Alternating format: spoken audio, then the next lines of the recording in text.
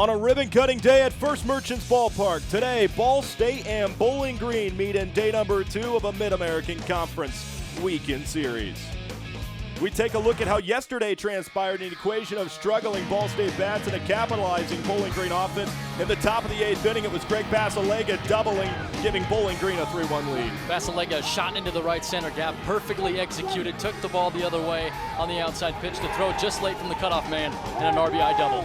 And then an inning later, Riley Minorek barely tossed this 2-run shot over the left field fence with a challenging Roman Bisa of Ball State, who thought he had made the grab. Yeah, Bowling Green able to put the nail in the coffin there. Bisa with a great effort, but just coming up short from making what could have been a game-changer play for Ball State. It was Bowling Green then moving on in day 1 on a Friday, moving on with a 5-1 victory over Ball State. Welcome back inside this beautiful facility in First Merchants Ballpark alongside former Ball State player and Jarrett James, Mick Titterow, Tyler Bradfield on hand. A very special day, guys, for Ball State and a ribbon-cutting day as well. Dedication day here at First Merchants Ballpark Complex, celebrating the field, the new field at Ball Diamond. Many donors and alumni coming out to see the new ballpark, and an exciting day, beautiful day, perfect day for dedication. Yeah, in Ball State today, they're going to have to come out real early, score some runs early. Bowling Green's going to have a lot of momentum coming in from yesterday after some late runs and a big victory yesterday. And a big victory indeed, 5-1 over Ball State. Ball State attempting to bounce back, and it was Greg Basilega yesterday, Mick, for Bowling Green that certainly helped their efforts. Basilega, one of those players to watch here this afternoon for Bowling Green. 20 RBI coming in to the series, leading Bowling Green. He started in all 30 or more games so far for Bowling Green this year, just one of 4 players on the team to do so. 30 hits, second on the Bowling Green squad. And then for Ball State, Caleb Staten leading the team in home runs and an average, batting a whopping .389. Also second in the nation with 54 RBI. That's a look at our impact players for the first time this afternoon. Let's talk with the 4th member of our broadcast crew, and Caitlin Young, who's downstairs with the head coach of Ball State, Rich Maloney. Thanks, Tyler. I'm here with Ball State head coach Rich Maloney.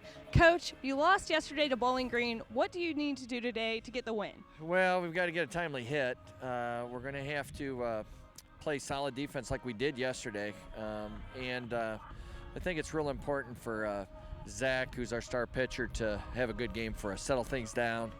He's more than capable, and hopefully it'll be his day today.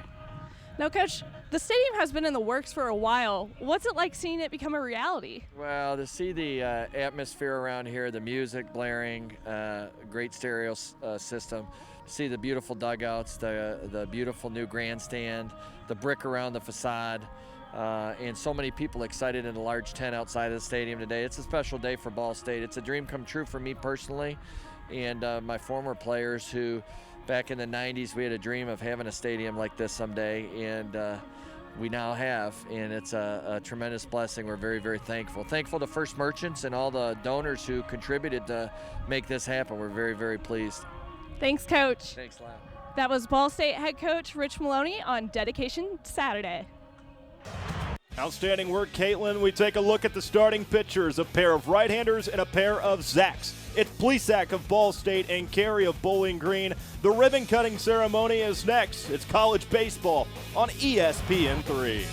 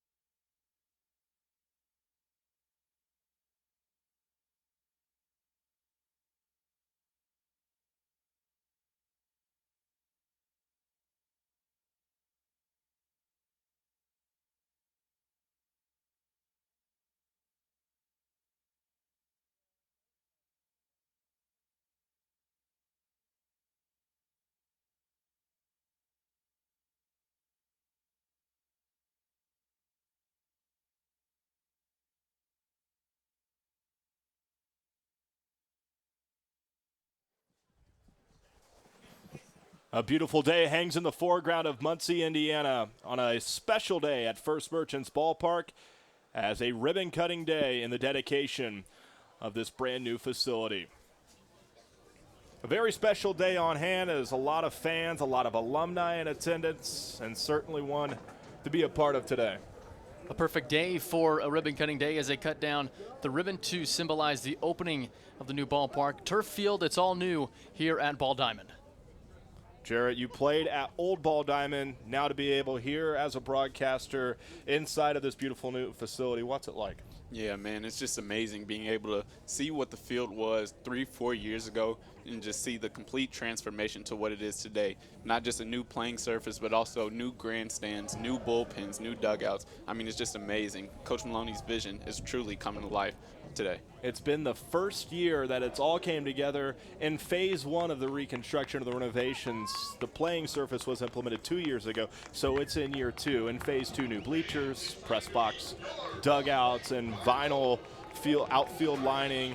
It's certainly a beautiful facility on the campus of Ball State University. Ball State Sports Links Believe sat down and dove a little deeper on this new facility here on Ball State's campus.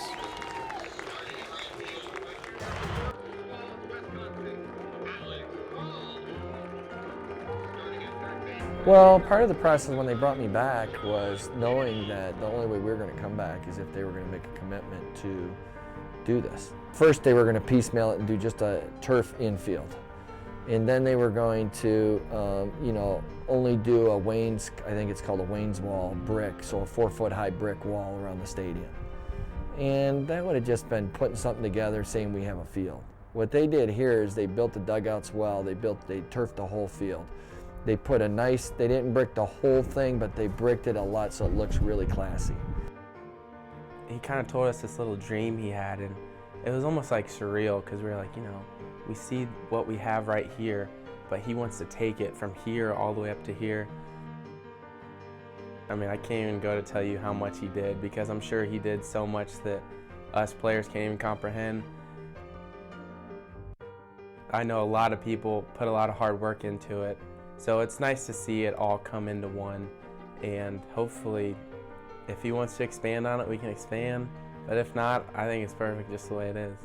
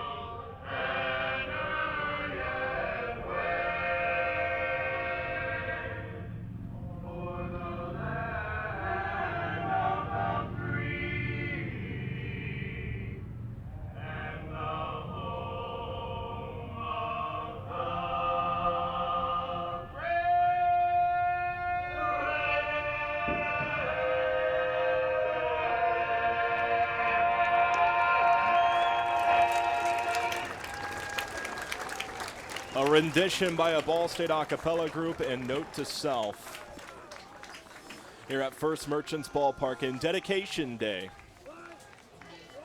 Right in the heart of a weekend series in the middle of conference season with Ball State and Bowling Green. About twice as many fans in here today for the dedication after the first ceremonial first pitches were thrown by acting Ball State president and Terry King, along with Mike Recken, the CEO of First Merchants. This facility opened this season, seats 1,500 people. As far as Mid-America Conference facilities go, you could probably throw this one to the top of the conversation. Yeah, without a doubt.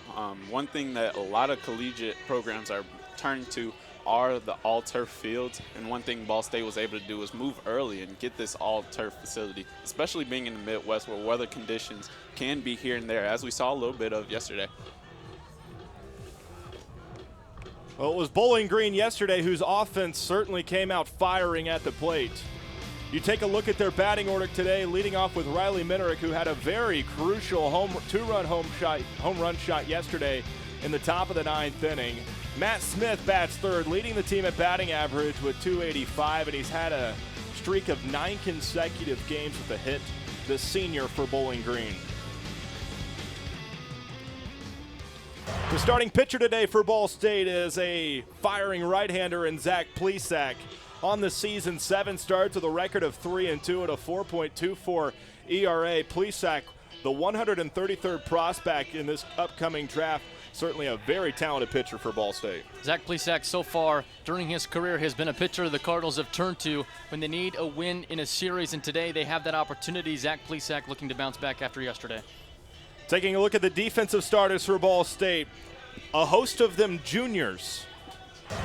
All across the infield, junior at first base, Staten, Spalding, the only senior, Maloney a junior, Kennedy a junior, Reinflesch behind the dish a junior, and then Plesac the junior as well. Out in the outfield, Roman Baiza, who nearly robbed Minerick of a home run yesterday, a redshirt freshman. Epper starts in center, and Call the junior in right field.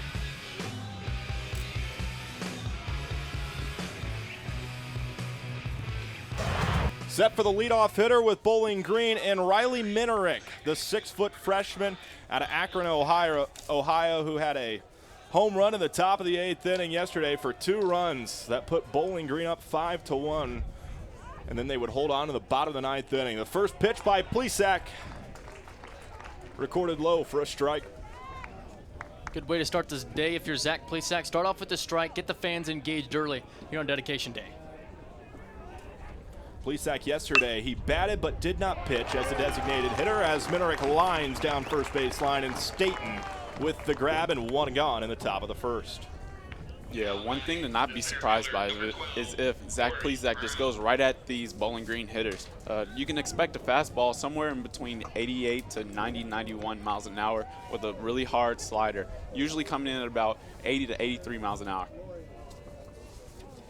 Corey Brown to the plate for Bowling Green. Takes the first pitch for a strike. Plesac comes into today with a 3-2 record, his 11th appearance on the season, as he faced the 2-0-2 hitter in Brown.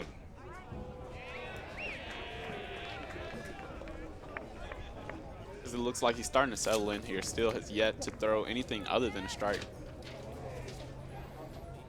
Plesac last year against Bowling Green struck out 9 and only allowed 3 hits in a complete game against the Falcons. Second batter he's faced today and sends him down swinging. It's a good recipe for success if you're Plesac, because working low in the zone, we've seen almost every pitch below the knees or right at the knees from Plesac. That pitch, a perfect slider going outside away from Brown. Perfect pitch from Plesac on an 0-2 pitch. Kept it out of the zone, didn't allow Brown to get good contact on it, and Brown couldn't even make contact. Yeah, one thing that's going to be tough for these Bowling Green hitters is when you have a pitcher like Zach Plesac who's going to fill up the strike zone with a lot of hard fastballs. You never know if he's going to try to elevate his fastball 0-2. Those 0-2 counts is a perfect time to throw that slider down in the zone and just get him out early. A 1-0 count to Matt Smith, batting third for Bowling Green. Smith yesterday 1 for 3 at the plate with a run scored, an RBI, and 2 walks. Smith hitting .284 on the year, entering the weekend series. Pitch grazes low and outside, recorded as a strike, 1-2. Plesac has certainly came out and has found the strike zone early. Good recipe for success if you can keep it at the knees or below, working down in the zone, not allowing anything to get above the belt if you're Plesac. Because of that, he's been most effective when he works low in the zone, and we saw it at LSU earlier in the year when he came in relief. That's when he was effective, Jarrett. He worked low in the zone, worked quickly, kept ahead of batters in the count. 2-2 count in the top of the first inning with 2 outs and nobody on. Plesac delivers the bottom outside edge for a ball. Matt Smith has had a hit in 9 consecutive games. During that stretch, 6 of them have been multi-hit games.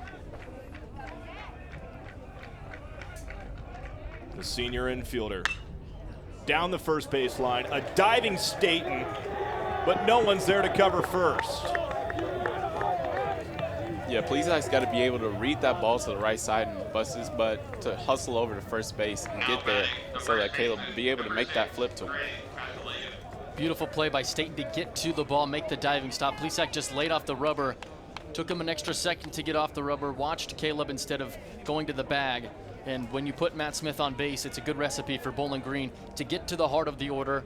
Smith on base has a little bit of speed, and we saw Basilega yesterday hit gap to gap with the double. You don't want to leave anything in the heart of the zone. With 2 outs, to Basilega, cleanup batter for Bowling Green. Foul tip back for strike 1.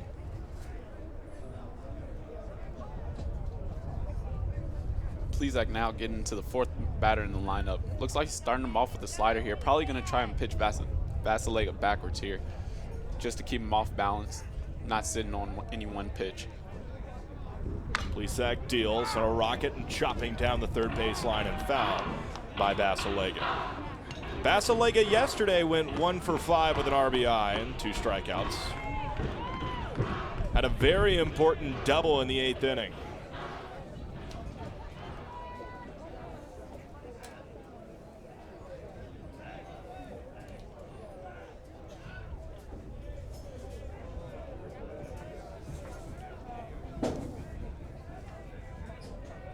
An 0-2 count as Basilega watches the pitch from Plesac down and away for a ball. Jarrett, you mentioned Plesac throwing around the 88 to 92 mile an hour range with that fastball. Earlier at LSU this season, we saw him throwing up upwards of 94 on the radar gun. If he can find that consistency and get that fastball up there with the combination of the slider changing of pace, it's only going to make Plesac better. Plesac barehanding across the diamond to end the top of the first. Won't see much of a better play off the mound from any pitcher. Zach Plesac making it happen off the mound, a barehanded throw over to first. Bowling Green strands 1 in the top of the first inning as Plesac retires 3 batters, 1 off of a strikeout in Corey Brown. As we head to the bottom of the first inning. But before we do so, let's talk with Caitlin Young down on the field. Thanks, Tyler. Taking a look at the MAC standings so far, Miami is first in the East Division, followed by Kent State, Ohio, Bowling Green, and Buffalo. Moving over to the West Division, there's Ball State, Northern Illinois, Eastern Michigan, Central Michigan, Western Michigan, then Toledo. Also note that Kent and Miami are both tied for first place because of they were not played yesterday because of a rain out. But Ball State's loss to Bowling Green yesterday moved them down to 3rd in the seed. Tyler? Thanks, Caitlin. Ball State 9-4 right now in the conference. Bowling Green is 5-8, as you see highlighted on your screen.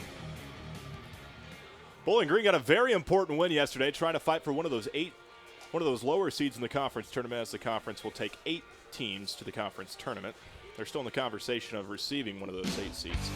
The batting lineup for Ball State, their top 4 hitters, 1, 2, 3, 4, all batting above 300. Staten leads with an average of 386 on the season, batting 3rd, the first baseman. Defensively for Bowling Green, Carey starting at pitcher. In the outfield, Smith, Brown, and Williams. Mott starts behind the plate in place of Greiner, who started the Friday game.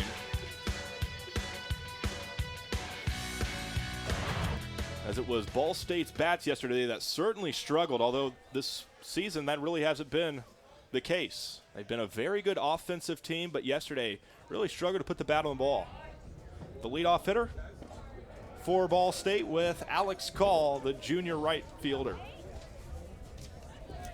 Yeah, one thing that Ball State's offense is going to have to do today is find a way to manufacture runs. They're not going to be able to play their usual long ball game with a lot of extra base hits, doubles, and home runs. They're going to have to find a way to manufacture, whether that's just making sure you get the guy over on a ground ball to the opposite side, butting guys over, just finding ways to manufacture here. And with the wind blowing in from left to right here today, instead of blowing more out to straightaway right field, a little bit different of a ball game for Ball State. The Cardinals only 4 hits yesterday, 1 each for the top 3 guys in the order, but after that, it wasn't anything from the rest of the offense for Ball State. Ground ball to the shortstop, Junior Glantzman, in a 6-3 routine putout, and 1 is gone in the bottom of the first inning.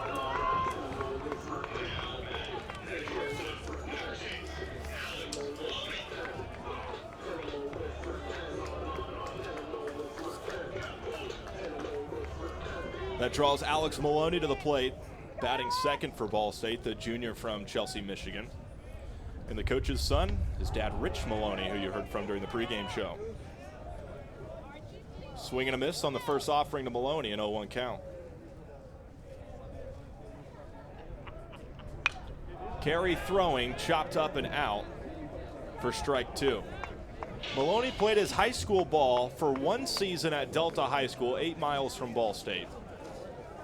His 3 previous years were spent at Chelsea High School in Michigan.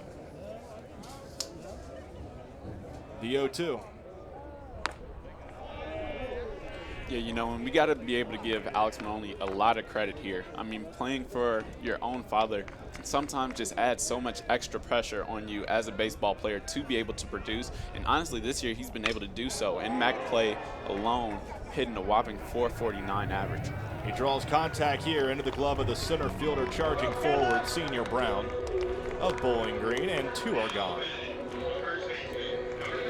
With him hitting so well in Mid-American Conference play, it just opens the floodgates for Staten, Rindfleisch, and the batters after Maloney. But after that flyout, Staten with 2 outs, looking to create something with a 2-out rally. But this is where the Cardinals offense struggled yesterday. We saw at the top of the order, that's where they rely heavily on.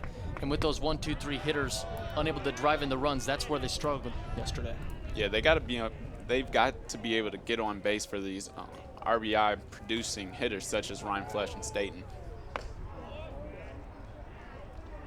Staten, the junior out of Goshen, Indiana, 1 for 4 yesterday.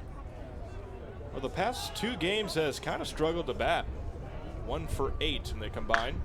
As he swings over the leaping first baseman Basalega, and Staten rounding first. The ball in right field, Staten sliding in for second, and he's called out! A greedy Staten trying to get an extra base hit, sliding into second, but the throw from the right fielder Williams. Staten rounded first. Williams took it off of the wall. It looked for a second. Williams hesitated to grab the ball, but got Staten in just enough time. Those are the kind of plays Bowling Green's going to use early in the game to able to kickstart their offense. Just like in any other game, you're going to be able to just... A scoreless first inning between Bowling Green and Ball State. It's college baseball on Dedication Day on ESPN3.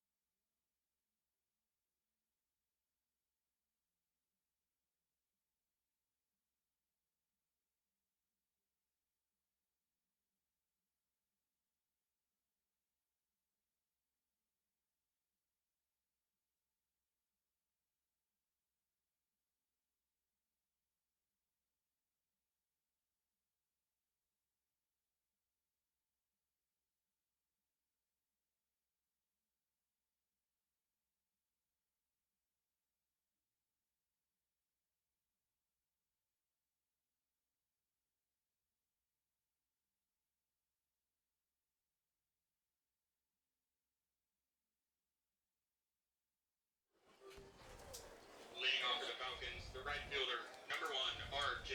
Williams. Gorgeous day in Muncie, Indiana for a Saturday game of a weekend series with a temperature of 55 degrees at first pitch. The wind sitting at 11 miles per hour and partly cloudy skies as we begin the top of the second inning in a scoreless game between Ball State and Bowling Green. R.J. Williams leads off for Bowling Green. Batting 5th today for the Falcons. As a hitter, one thing that can be tough sometimes, such as in R.J. Williams' position, is coming into the weekend in the middle of the weekend. For example, he did not play in the game yesterday. Kind of starting cold as he gets his first at bat of the series right here. Perhaps some momentum, though, in right field after throwing out Staten. He could be a little bit fired up right now. That could bring some energy to the left-handed batter's box. But Plesac getting some help by himself in the top of the first inning. They both the change of momentum has already been turned around so far in just an inning played. Yeah, without a doubt. Anytime you're able to make a great play on defense, it's able to just spark you on offense. It just gives you that confidence. You know, I got this. I'm going to step into the box and find a way to get myself on base.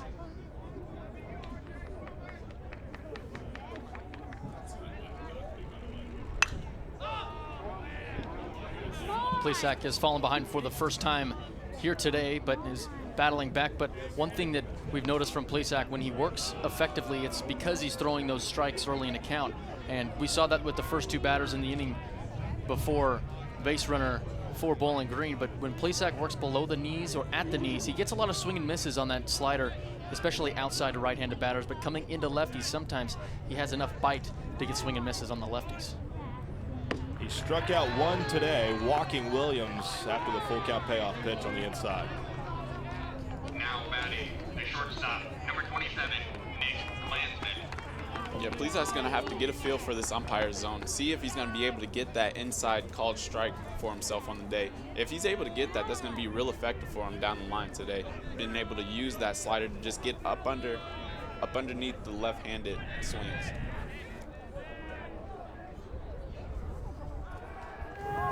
Throw over to first with a leading Williams. Plesac last year as a sophomore, second team All-MAC as a pitcher. Made 16 appearances, all starts. Throws home to a squared Glansman who truffles back for a ball. 1-0. Early here, it looks like Bowling Green might take the same game approach as they did yesterday. They got their leadoff guy on, probably just going to try and bunt him over in the scoring position, see what they can make happen.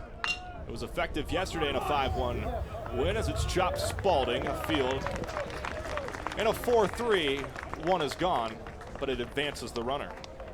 The hit and run on from Bowling Green in that situation worked nearly to perfection. Spalding moving to second base, comes back, makes the play. The hop coming right into his chest. A tough play for Spalding to make, a good play just to get 1 out. But Bowling Green with the runner in scoring position, just 1 out. Anything in the gap here could score a run. And we saw this early yesterday with Bowling Green. They had opportunities. They converted on a couple. But this is where Ball State ran into some trouble. Giddings to the plate for Bowling Green. A big swing on the opening pitch. And a miss for a strike. In those 16 starts last year for Plesac, he was very effective, led Ball State in basically every single major statistical category for pitchers, and including ERA. Swinging out of play for an 0-2 count with Giddings at the plate for Bowling Green.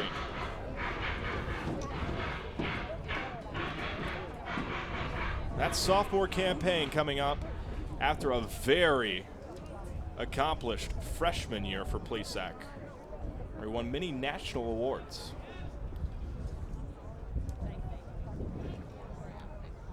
He throws home on the 0-2. Yeah, coming off that freshman year, Plesac's really been trying to fight back to get back to where he was his freshman year. Last year seemed like he had a little bit of a sophomore slump, something going on where he just wasn't able to have that big game to spark that rhythm. One thing he did have against Bowling Green last year was that complete game shutout where he went all 9 innings, striking out 9. He's had 1 complete game this year, as this one is found up and out of play, keeping the at-bat alive 0-2. Of those accolades that he received in 2014 as a freshman for Plesac, National Freshman Pitcher of the Year, Freshman All-American, now a junior for Ball State.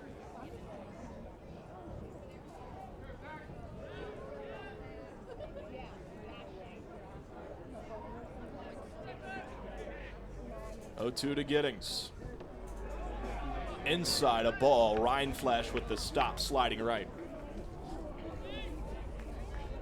A good 0-2 pitch to see if he can get a swing and a miss. Not a bad pitch from Plesac. A good job by Rindfleisch to keep the ball in front to make sure the runner doesn't advance to third. But not a bad pitch on 0-2, trying to get some extra bite on that slider. Yeah, one thing that's going to be amazing watching these two, Zach Plesac and Jarrett Rindfleisch, work is that they're always going to be on the same page. They've been working with each other. This is their 3rd year, usually in that Friday or Saturday role, somewhere in between there. These two are always on the same page and really comfortable with each other. As you can see, Jarrett Rindfleisch just comes out to the mound for a quick little chat with his pitcher. And as a pitcher, it can become easier if your catcher's on the same page as you, because you're able to work through the game more seamlessly, and it just makes things easier. And Jarrett, as a batter, when a pitcher is on the same level as his catcher, how difficult can it be as a hitter just to find a zone and adjust? Yeah, it's tough because you really have no clue what could become here. Jared Reinflesh and Zach Plesac not only have had experience with each other here at Ball State, but also last summer worked together in the Cape Cod League on the same team.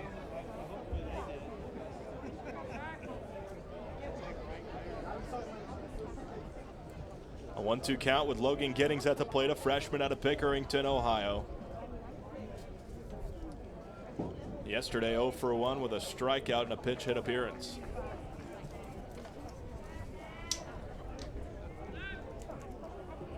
Important pitch for Plesac already here in the second inning. The strikeout could do wonders for Zach. Outside evening the count at 2-2. One thing Zach will be able to do here, with first base open, is kind of try to get his pitch, nitpick on the outside, inside, try to hit his spot on the corners. It's sent right back to Plesac through his legs. Maloney on the back is there to scoop it up and deliver to Staten at first, but it advances Williams to third with 2 gone in the top of the second inning.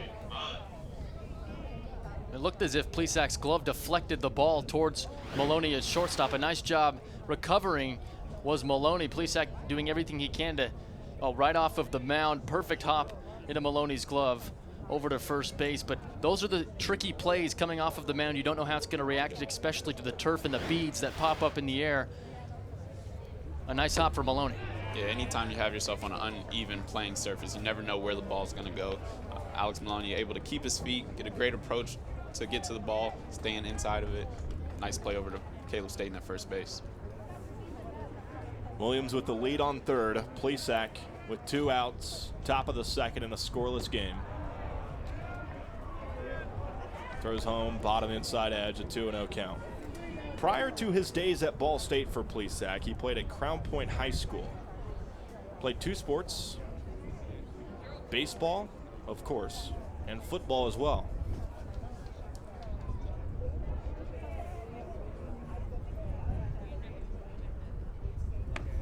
Throwing to the catcher, Mott, recorded as a strike.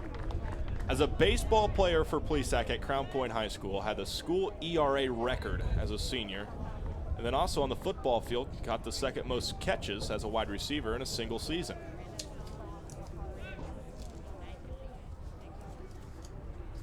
Two-one, chopped by Mott, third base line, pushes foul.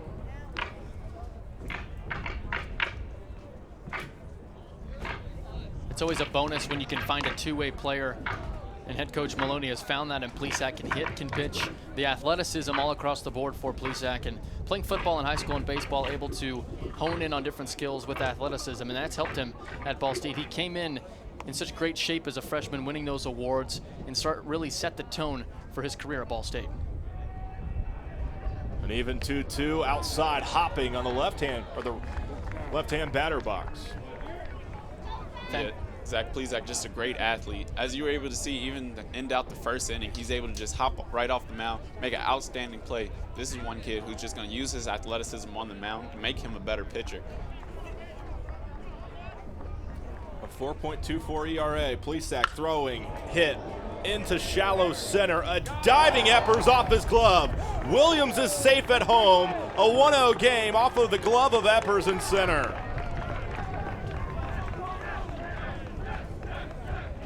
Just off of his glove, Eppers doing everything he can, starting in right center field, going all the way to the left center gap, nearly making the play. But one thing that goes unnoticed almost, Roman Bisa in left field, coming up, scooping, backing up Matt Eppers to hold the base runner to just a single instead of a double. That could change things on another base hit, but Eppers doing everything he can just off of his glove as Bisa corrals it in.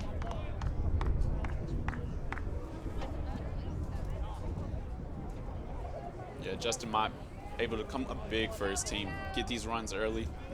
Once again, just finding a way to manufacture a run with 2 outs and a runner on third, getting that big, timely 2-out hit.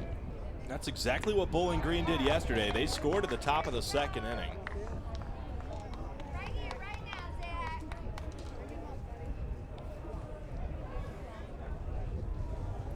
With Cam Doherty at the plate. 234 hitter, 5 RBI. A freshman out of Wooster, Ohio. Swing, little roller to the shortstop Maloney, and a simple flip to the second baseman with Spalding. An inning and a half in, and Bowling Green is out to a 1-0 lead over Ball State. College baseball on ESPN3.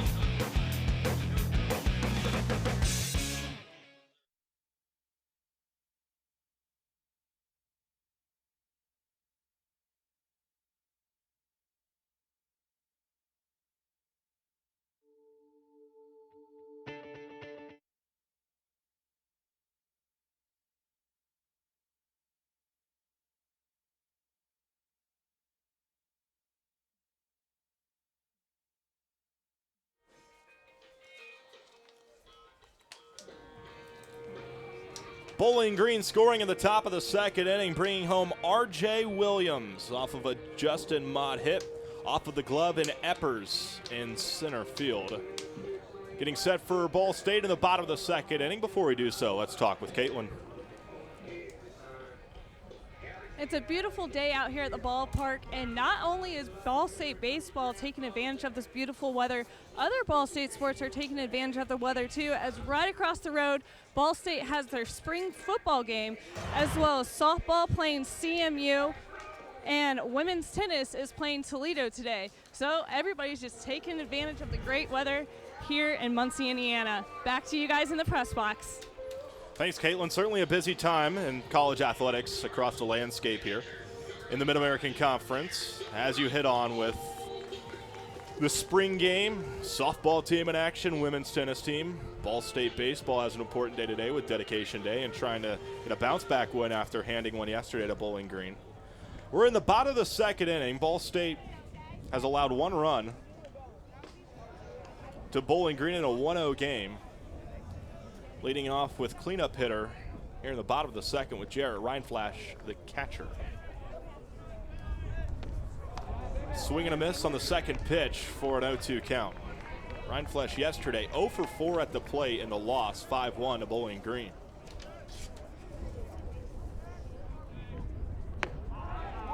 Watches the third pitch where many fans with a collective gasp thought it should have been called strike 3.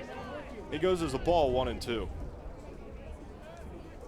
Carey working low in the zone as well, just as Plesac was in the first inning for Ball State. Carey keeping the ball away from the zone against Reinflash. You don't want to hang anything against Reinflash because of his power and quick hands, especially inside, where he has that ability to pull the ball and yank it down the left field line. Reinflash makes contact down the third base line. Giving charge is Smith, running right, but runs out of room. Carey there, able to just catch a break with that ball, just pushing foul left of the left foul pole there. Inside pitch from Carey. Reinflash turning on that one just out in front, a little bit too quick of hands from Reinflash, but Carey, like you said, Jarrett, getting away with the pitch. Anything inside, Reinflash has a chance to handle. Reinflash watches the even 2-2 to make it a full count pitch. And it looks like Carey likes to come inside on right-handed hitters so far, giving up 5 home runs on the year with the opposing hitters batting .330 against him, also giving up 12 doubles on the year. Looks like he's going to go right at these hitters, probably with a fastball in, and that's why he's had a little bit of trouble giving up the extra base hits. Important base runner for Ball State to get this offense rolling, a leadoff walk. Leadoff walks always spell trouble for an opposing pitcher because of the ability to drive in a run, manufacture a run any way you can, and with Spalding at the plate, who hasn't had his best couple of games the last few, maybe get some runners in motion, maybe get the bunt down to see if you can get somebody in scoring position as he grounds it to third.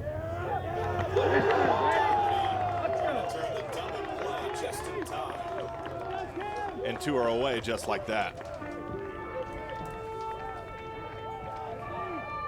Now batting, the Yeah, as you can see here, Ball State trying to get a little bit of what Bowling Green's been doing with a little hit and run. However, third baseman able to make a great play and still throw out Jarrett Reinflesh at second and able to get the turn and turn around and get Ryan Spalding at first for the 5-4-3 double play. Basilega, nice job readjusting and getting his foot back on the bag after it came off just slightly to retain the double play for Bowling Green.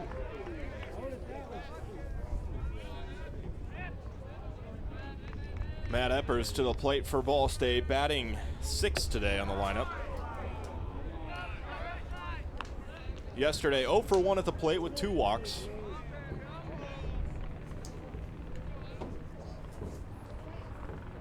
As Carey throws on the 1-1, downstairs and outside. Carey, a sophomore out of London, Ohio, last year as a freshman was the 2015 MAC Freshman Pitcher of the Year. 2-1. To go with that MAC Freshman Pitcher of the Year award last year was also named to the second team All Mid-American Conference team in his 14 starts with a 7-3 record for Carey.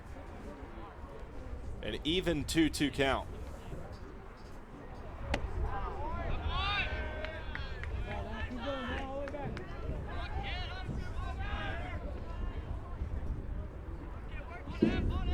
Full count, 2 outs here. Epper's probably going to look for some in zone, come right at him. He sends it deep into center field. Brown on the back pedal is underneath it for a stationary grab. And Ball State retires the side. This is college baseball on ESPN3.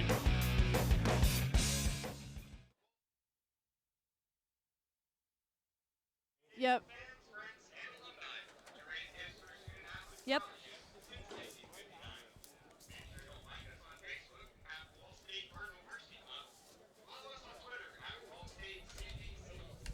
Okay, about 45 seconds.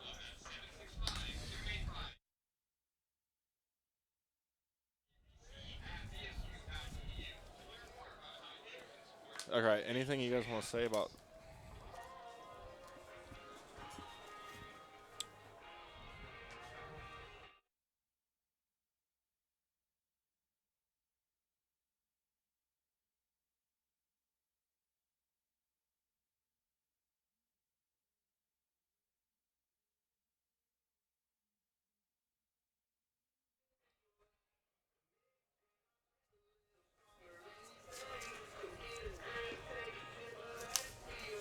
We're back at Ball State Baseball on ESPN3, and I'm here with Interim President Terry King.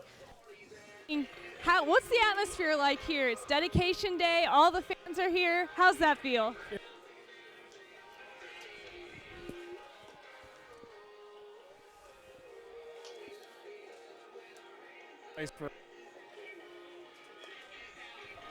You were able to throw out the first pitch. Not like.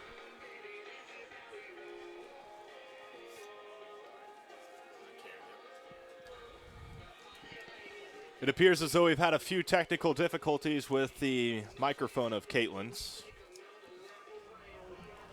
Here in the bottom of the second, or through 2 innings, Ball State trails Bowling Green 1-0. We've had a pitching change. During the bottom of the second inning, Matt Haro of Ball State went quickly to the bullpen and warmed up with just a handful of pitches right at the tail end of the inning to relieve Plesac.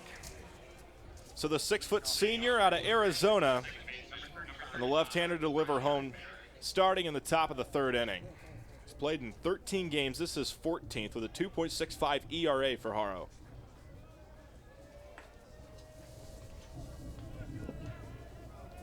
It'll be interesting to see how Haro fares here.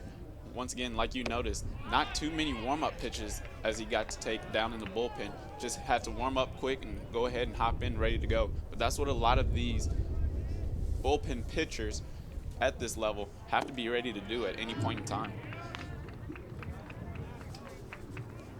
Top of the lineup for Bowling Green to start off with Haro, Riley Minerick, who lined to Staten at first back in the 1st inning. 1-1, swung on and a miss. 1-2.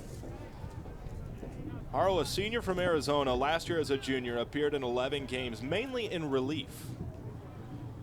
A 1-2 count with Minarick. A swing and a miss and a strikeout for Haro to start off his day. Haro, a pitcher that can come in relief, long relief, as he has a situation here, coming in just the third inning, quickly coming in, as we mentioned, with a couple of warm-up pitches, not getting a lot of time to come in and warm up. But Haro, a pitcher that has started in the past this season, but coming in as relief, mainly working away in his first at-bat. A good job by Haro to get that changeup going early. Yeah, that changeup is going to be his best pitch, working against all these right-handed hitters from Bowling Green today. This is Corey Brown back to the plate. The center fielder for Bowling Green, who struck out against Plesac back in the first inning to start the game.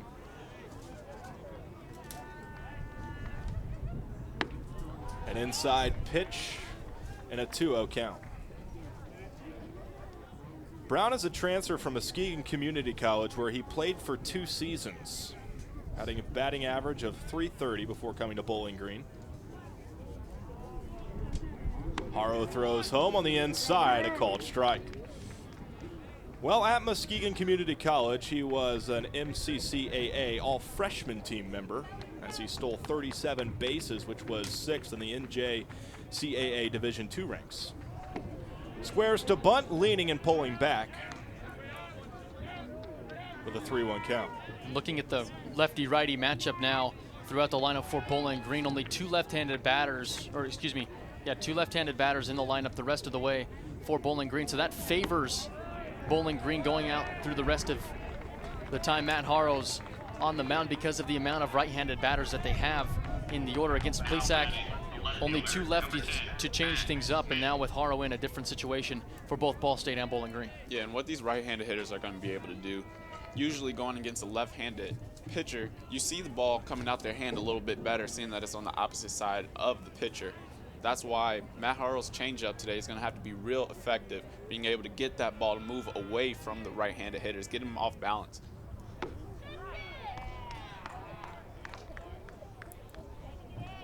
Haro coming in relief of Plesac, who threw 2 innings, gave up 1 run in a 1-0 game. Matt Smith at the plate for Bowling Green, who singled back in the first, one of their 2 hits. Inside pitch, a ball. Haro's best performance this season came in relief in the third, as he finished the game against Savannah State with a career high, striking out 7, and did not allow a single run in a 7-3 win against Savannah State.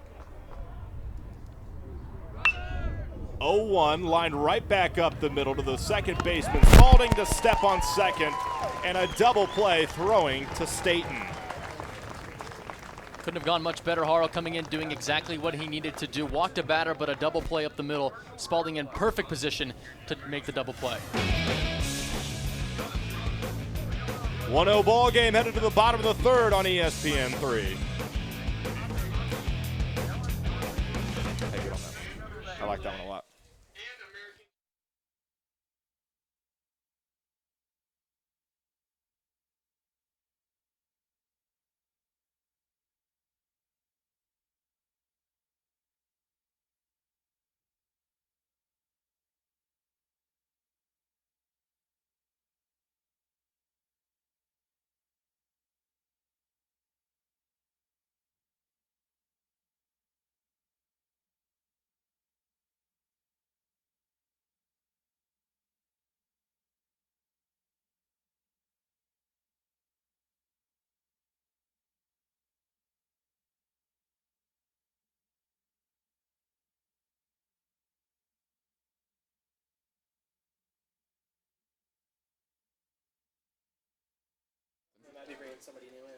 Hey, someone's going down there.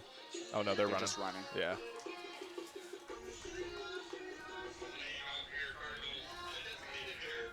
Entering the bottom of the third inning from Muncie, Indiana, and First Merchants Ballpark on Dedication Day. Bowling Green right now with a 1-0 lead over Ball State coming into today's game. 15-23 on the year, 5-8 in the Mid-American Conference's Bowling Green, beginning the bottom of the third inning.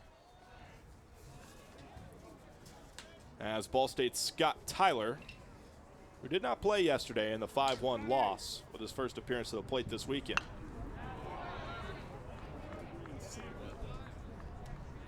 Ball State able to take care of that lefty-righty matchup here as a right-handed arm on the mound. For that DH position, they go to number 7, Scott Tyler, for that left-handed presence to see that ball coming from the opposite side.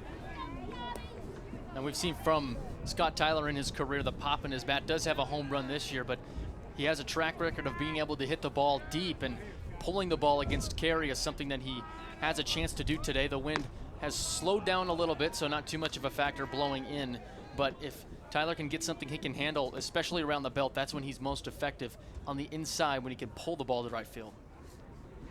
That's just a 180 batting average, striking out there with a big swing and miss. Carey able to take care of Scott Tyler's over-aggressiveness there at the plate. Nearly the same problem Ball State's having today as they did yesterday. Not able to get runners on base and into scoring position early in an inning.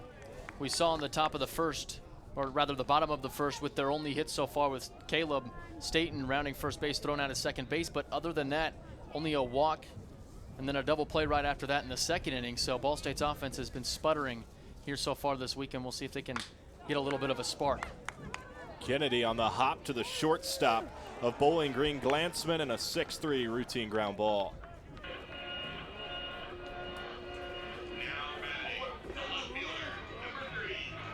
Right off the end of the bat, an outside pitch to Kennedy, looking to try and pull it, but right off the end of the bat, an easy 6-3 put out for Bowling Green. Yeah, and Glenn's been able to show off the arm a little bit as he had to go a little bit in the hole, but still able to make a nice strong throw over to first base to court the out.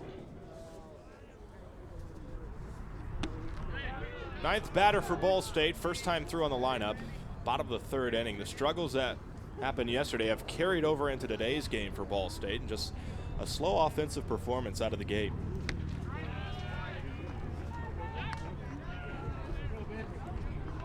Baiza yesterday went 1 for 3 with a walk.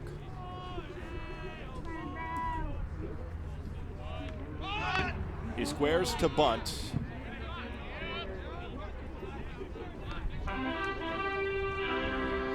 That is one thing that Roman Baiza is not afraid to do. No matter where that third baseman is playing, whether it's even with the bag, behind the bag, or even sometimes in front of the bag, Roman Baiza is not scared to still lay down that drag bunt down the third base line and take first base, as we saw yesterday. Baiza has put the ball in play well as of recently. Outside for ball 2. In 2 of the last 4 games, he's had a pair of 3-hit games. That included Purdue this past week, where he went 3 for 4. A swing and a shot, right field. Williams on the back pedal, watches it take a hop to the fence. Rounding second is Baiza. All the way to third, the throw is not in time as it was bobbled by Doherty. A sliding triple for Baiza, the redshirt freshman. That's the spark Ball State could get here from Roman Baiza's first extra base hit of the season and his career, coming in with only singles to his name. Baiza pulling a pitch on the inside part of the plate, driving it, some power shown by Baiza, nearly knocking it out of the park, and Ball State's got themselves going with 2 outs. And able to get himself in scoring position with the top of the lineup coming back around, able to now get some power coming up with Alex Call, hopefully able to drive him in. A little bit of power surge from Baiza at the bottom of the order. It was the first extra base hit this year by Baiza as Call back to the plate for Ball State. You could just feel the energy and the momentum shift a little bit towards Ball State. The fans are engaged here, and that's what you want to see, especially from the bottom of your order and a guy that's been hitting hot lately. If you can get that kind of production and bring up a guy like Alex Call for Ball State, it spells a little bit of trouble on the Bowling Green side. The tying run is at third base for Ball State with Call at the plate. He's batted in 22 runs this season, just tied for 4th on the team.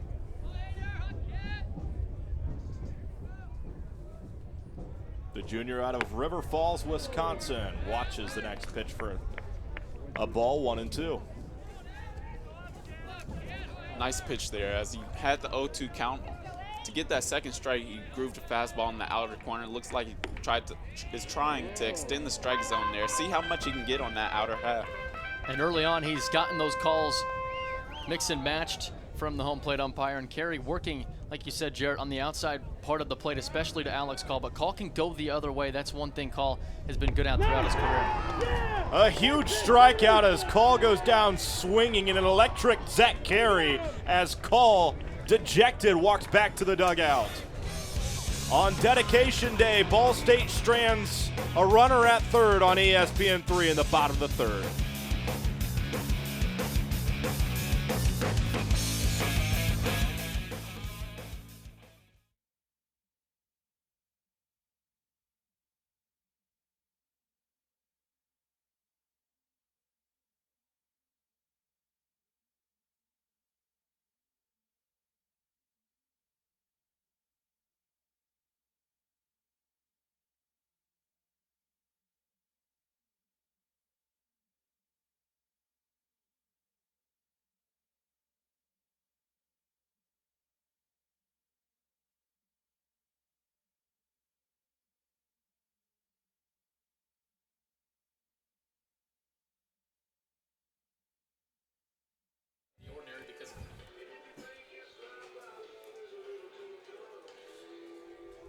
Just a beautiful day.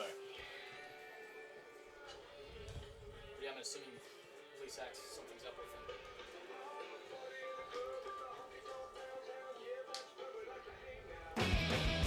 him. A beautiful day in Muncie, a look at campus just south of First Merchants Ballpark where we are today. Heading into the fourth inning in a 1-0 game, Bowling Green leading against top-seeded Ball State. Matt Haro with his second inning of work as the pitcher in relief of Zach Plesac. Plesac started for 2 innings and then was pulled entering the top of the third. Haro to face Basil Lega of Bowling Green to start the top of the fourth inning. Basil Lega grounded out to Plesac at top of the mound, back of the first. A good start for Haro in the third inning. A strikeout to begin and then a double play to get out of the inning. Just what you need as a pitcher coming in. Not a lot of pitches in the bullpen. Trying to get into a groove. A good job by Haro to settle down early in entering the game. Yeah, and especially when he's coming in the second, third inning. When a reliever is coming in early in long relief, the one thing that's going to be real important for them is to find that strike zone. Get a groove, get in a rhythm, stay relaxed because they know they might have a long day ahead of them. We've seen the depth for Ball State in the pitching staff. They have a lot of depth in there, but especially going into MAC play, you want to see if you can rest that bullpen and guys go as long as they can. And with Plesac only going 2 innings today, that forces the bullpen to eat some more innings. And that's always a tough task, especially with weekend games against teams that are going to grind it out, raise that pitch count, and see what they can do to rattle the pitcher. Basil Lega up the middle, past the diving second baseman Spalding. That's now the 7th consecutive game that Basil Lega has laid down a hit. Number 1, R.J. Williams. He's 11 for 26 over the past 7 games. Basil Lega, one of those players for Bowling Green who can get hot at any point in the season. We've seen his average just continue to climb throughout the course of the last couple of games, and he's a player that Bowling Green needs to find a groove because of his ability to drive in runs in behind of Matt Smith and Riley Minerick, and starting off the inning in the 4th for Bowling Green. But these are situations where if he has the ability to start off an inning or drive in runs, he's been effective lately. Bunt by Williams, a hop off the front of the plate, and a throw by Ryan Flesh, 1 gone. It does advance the runner though, putting Basil Lega over at second. It seems nearly every other inning we're seeing a sacrifice bunt by Bowling Green to put runners into scoring position. They did that effectively in the second inning, scoring a run, but so far, Bowling Green playing the small ball game, making the Cardinals pitchers work either in the pitch count or coming off the mound to try and field a bunt. Yeah, Bowling Green just doing a great job sticking with their process, their game their game plan and really just doing a great job at it, executing every single bunt that they've attempted and just sticking with their game plan and be able to manufacture runs.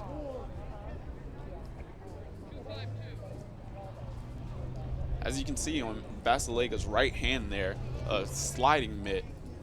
What that does is, for a base runner, clearly when you're diving headfirst into a base, you're going to have a chance of possibly breaking a finger, hurting a finger or a wrist or something like that. You see a lot of guys now, especially in pro ball and a lot at the collegiate level, use these to protect their fingers, to protect their wrists, specifically because sliding into the base where there's going to be cleats, there's going to be a ball coming in, it can easily injure yourself. Jarrett, did you ever use the oven mitt as a base runner? I did not. But there are certain techniques that you can do to avoid that also. Whether you're diving into a base head first, just go in with closed fists. A lot of base runners also sometimes just take off their batting gloves and hold their batting gloves in their hands because that forces them to close their fists. Now with the oven mitt, is there protection inside of it, or is it just a layered glove wrap for your hand? Yeah, what it'll almost be like is, I'd say, almost like a boxing glove, where it's cushioned on the outside, but on the interior, it has a certain almost skeleton to it so that it doesn't fold or break or anything like that, to keep that structure, yet a little bit of padding and support for yourself. And why didn't you use one? Did you just not like it? Oh, no, I was just one who, you know what, I'm just going to go out there and just see what happens. I guess the appropriate question should be, did you ever need one? Probably a few times. I do remember a few times getting my fingers jammed up, sliding into certain bases. And I mean, for each person, it's their own thing. The same thing goes with the different leg guards and elbow guards. I mean, honestly, nowadays, you see certain baseball players just with pads all over themselves like a football player.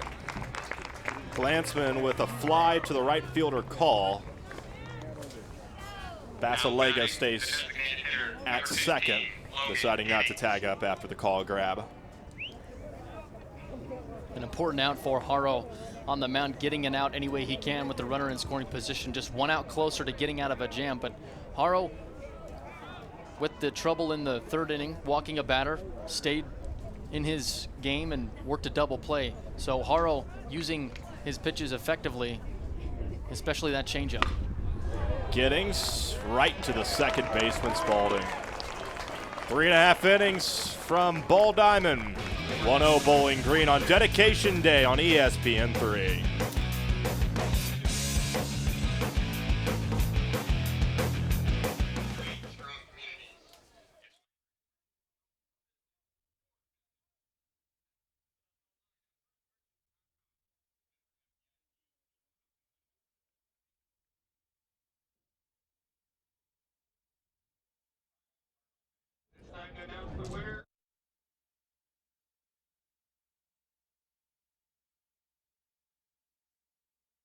Sucking people do just as a threat to say, oh, look, I have one, I can steal a base.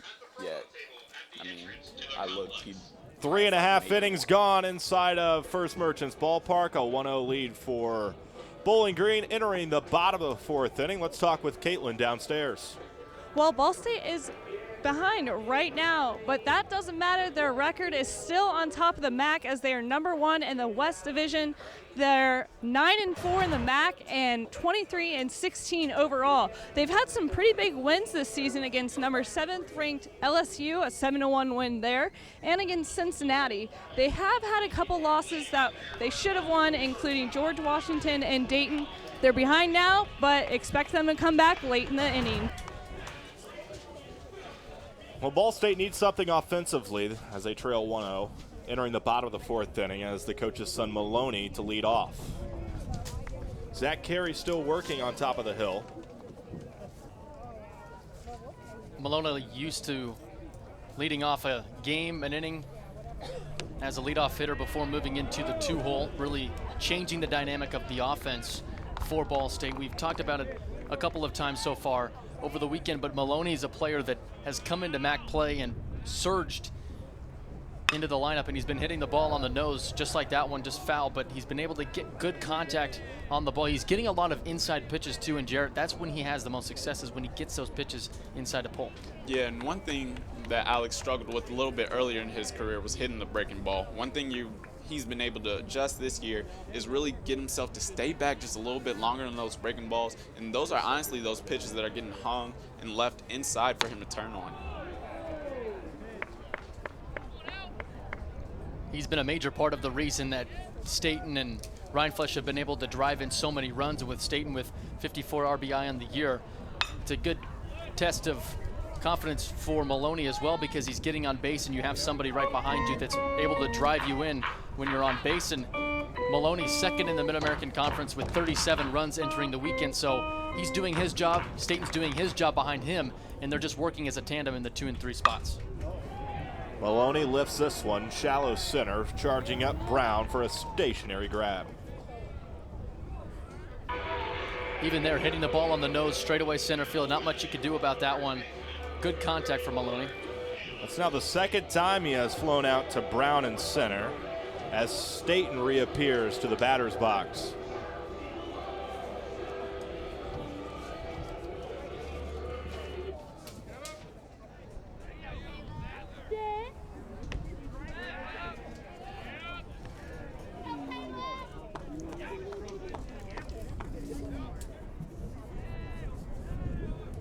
Staten suffered from a wrist injury last year as he swings and misses here. Did have 26 starts though, but missed a majority of the year due to a wrist injury and had to sit out all summer.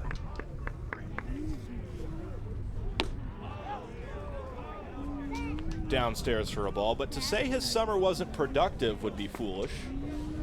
Was busy in other sorts of ways. 1-2 from Carey. Staten lined right to the glove of the shortstop, Glansman. That seems to be a common theme for Ball State so far throughout the series. Hit the ball on the nose, but right to somebody. Sometimes baseball is a weird game, Jarrett. You have a hit right on the nose to where it's right to a player, but other times a Texas leaguer right over the first baseman for a base hit. That's just how it goes sometimes, and Ball State's kind of in that kind of a situation right now. Yeah, baseball is just one of those most unfair games there is. I mean, you could just do the best job you possibly can, hit a ball as hard as you can, and it end up right at somebody. Or even the case of a drop third strike where you swing and miss, strike out, and yet get first base because the other team unfortunately just can't make the play. This is Rindfleisch, the cleanup hitter, reappearing to the plate as Staten had lined to Glansman. Staten's summer had consisted of getting engaged. Plans to get married this summer on July, or he was engaged on July 25th. Plans to get married here soon. So although away from baseball, certainly a very good summer for him, I would think. Yeah, full of excitement for himself. I'm excited because I get to be in the wedding, so I'm pretty pumped about that. Hey, congratulations to both. Carey throwing outside, 3-1. Jared Rindfleisch being patient at the plate again as he walked his last at bat.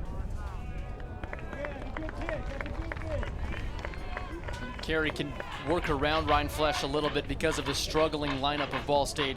That second walk for Rindfleisch, but it's hard to pitch to Rindfleisch when he's hitting the ball well and the rest of the lineup for Ball State is in a little bit of a slump. So Carey doing what might be best for him, but Carey's come out today. He's thrown a good mixture of pitches. He's been able to work inside, outside, and he's come in with the demeanor of, I can get these guys out, and so far it's worked, not allowing a run, just 2 hits, and Ball State hasn't been able to put anything together. Back to Spalding, batting 5th today, who grounded into a double play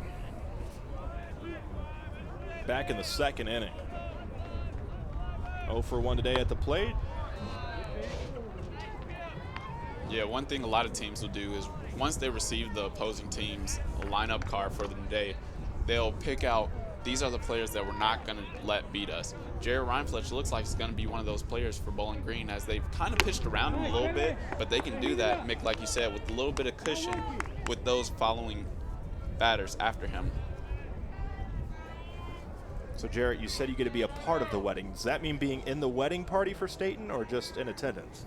I'll be in the wedding party. In the wedding party? In the wedding party, yeah. And it'll actually be my first time doing that, so I'm a rookie to that side of things, but hey. I get the same honor this summer. First time ever being part of a wedding party. I guess get to give a speech this summer, so that'll be fun. Oh, yeah. I can't say that I get this fun coming up this summer that you guys get to engage with. Hey, you'll be out west. You'll have fun.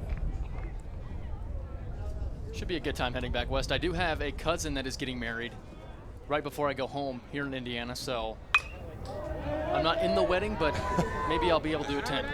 Spalding pushing into the air, and Williams ran out of room. Spalding over at first, Rindfleisch at the plate. Rather reversed, Rindfleisch over at first, Spalding at the plate. With the 3-2 count, 2 outs, Rindfleisch will be able to take off with the pitch, and if Spalding can get something down anywhere in front of the outfield perhaps, Rindfleisch could have a chance to go first to third, and if the wind plays a factor, maybe even round his way all the way to home. But a nice job by Spalding to stay patient against Carey. Back-to-back walks by Carey has put 2 runners on with 2 outs in the bottom of the 4th inning.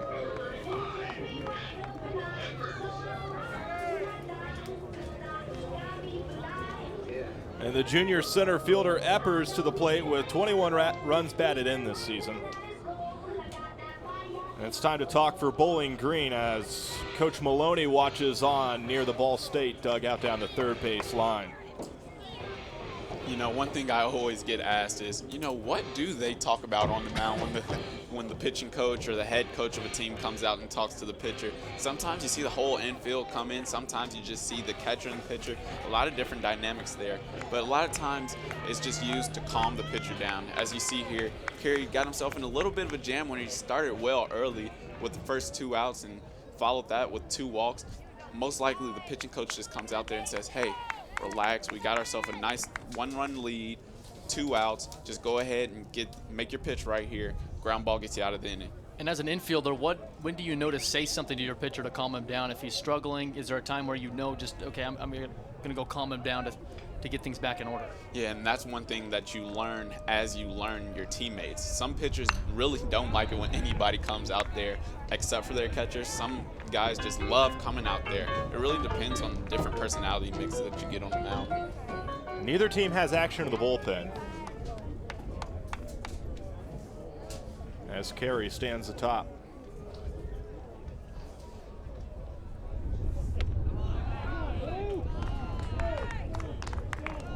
Carey just continues to work away, relentless on that outer half to try and get that home plate ump to call that strike.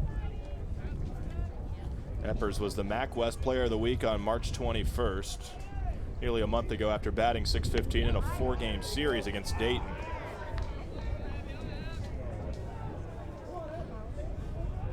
Not a bad way to start the home season for Ball State for Matt Eppers hitting .615, but an RBI opportunity, just something in the gap. Rindfleisch has a chance because of how deep the outfielders are playing with 2 outs.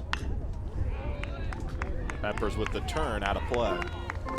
Yeah, one thing you're going to see from Jared Rindfleisch on second base, he has improved his speed over the years here at Ball State, but still not necessarily the fastest guy. So what you have when you have a runner on second base in scoring position like that, he's just going to make sure he gets a good, strong secondary lead. So clearly he'll have his initial lead where he takes a few steps off the bag, but he doesn't want to get too far off where he can get picked off.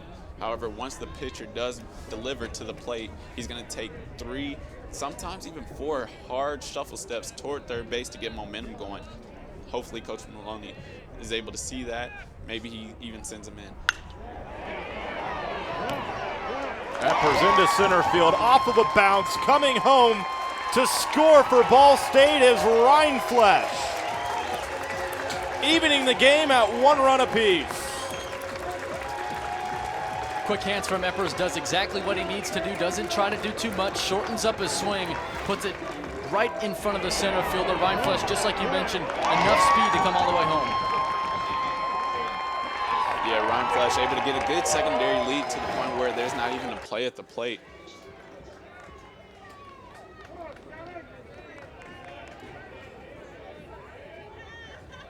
And Scott Tyler trying to keep the inning alive. Swinging and missing on the first pitch, an 0-1 count. Ball State doing a nice job making most of their opportunities. 2 walks by Carey with 2 outs. found himself into some trouble, and Ball State, a veteran team. Coach Maloney has these players in situations where they know what they need to do. Come 2 outs with 2 runners on base, just short up, do exactly what you need to do your job, don't try to do too much, and that's exactly what Matt Eppers did. Yeah, An definitely. RBI single. As Scott Tyler steps back into the box after talking with Coach Maloney, probably told him, hey, keep your eyes, stay on it, see it deep on these changeups that are coming from Zach Carey. He's probably going to get a good amount of them with that left-handed swing. Had a chance there. Partially grazed the ball. 0-2. Scott Tyler did not play yesterday in the weekday tilt with Purdue. 0-4 at the plate with an RBI.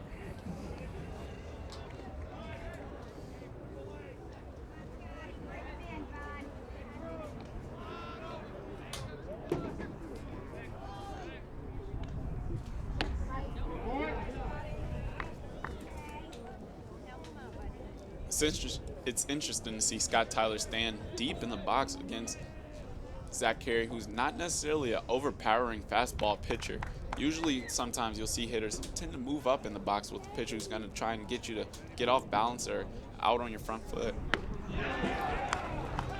Tyler with the swing and the miss, and Carey gets out of the inning. But not after a run comes across off of a Matt Eppers single into center field.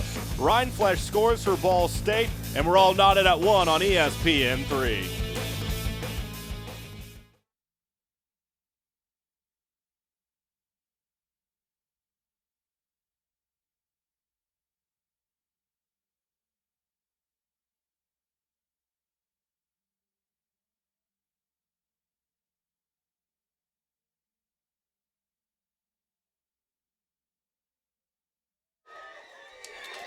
Long inning. I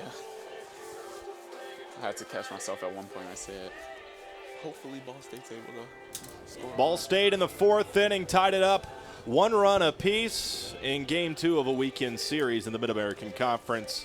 On dedication day from First Merchants Ballpark, Caitlin Young's downstairs. Thanks, Tyler. Taking a look at Bowling Green stats, they are 15-23 overall so far this season, 5-8 in the MAC. They also had a 25-29 2015 record and were 14-13 in the MAC. And they were also semifinalists in the 2015 MAC tourney. It's all tied up right now. They were able to pull off the win yesterday against Ball State, so we'll see what happens today. Back to you in the press box. Thanks, Caitlin. Bowling Green, as you said, 15-23. Led by a very experienced head coach in Danny Schmitz. 26 years at Bowling Green. He's 23 wins away from career win number 700.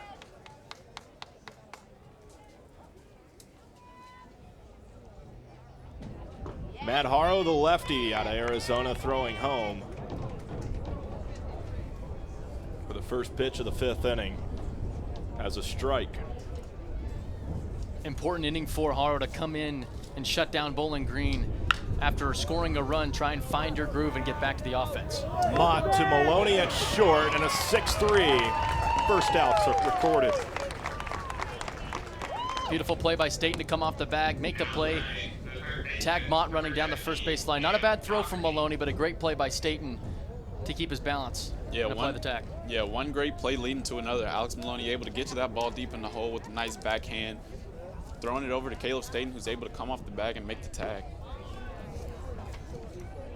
Hartle starting to throw more and more strikes, finding a groove since coming in the 3rd inning. Not too often you see a reliever come in the 3rd inning when it's only a 1-run ball game at that point, especially 1-0.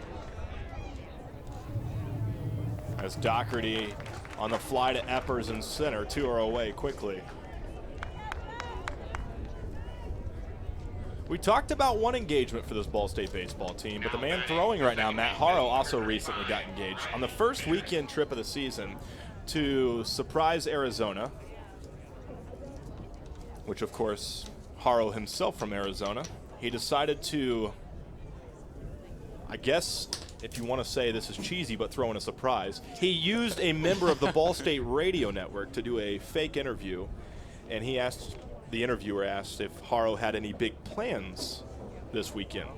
Being back in Arizona, starting his senior season with Ball State, and he said yes, and that's when he dropped to his knee. His girlfriend was there, proposed. The team then had signs behind. Wow. So the pitcher and the first baseman both engaged. Are you a part of this wedding too? Well, it's a little early. I'm not sure. But hey, if that's an open invitation through you via I have no say via over Matt it. Haro, hey, I'll take it. I have no say.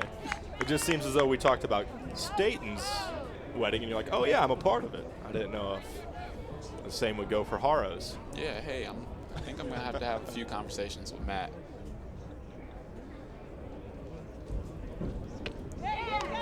Probably have to take him out to dinner a few times, juice him up a little bit. Hey, whatever it takes to get just the invite. Hey, that's all I need.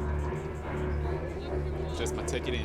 Former teammate, you don't get a free ticket in? Yeah, you know what? I honestly see it as it's just an honorary, goes without saying, I'm invited. It's just one of those things. Exactly.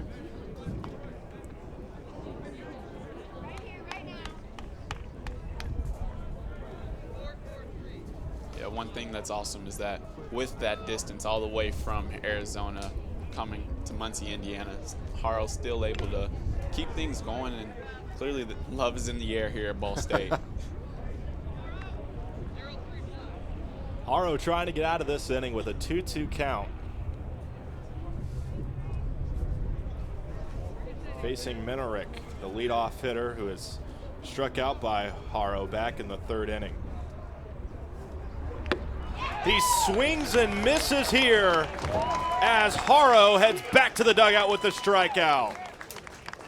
The recently engaged Haro, as you take a look at the footage from Surprise, Arizona, the team behind him, Haro struck him out here in the top of the fifth inning on ESPN3.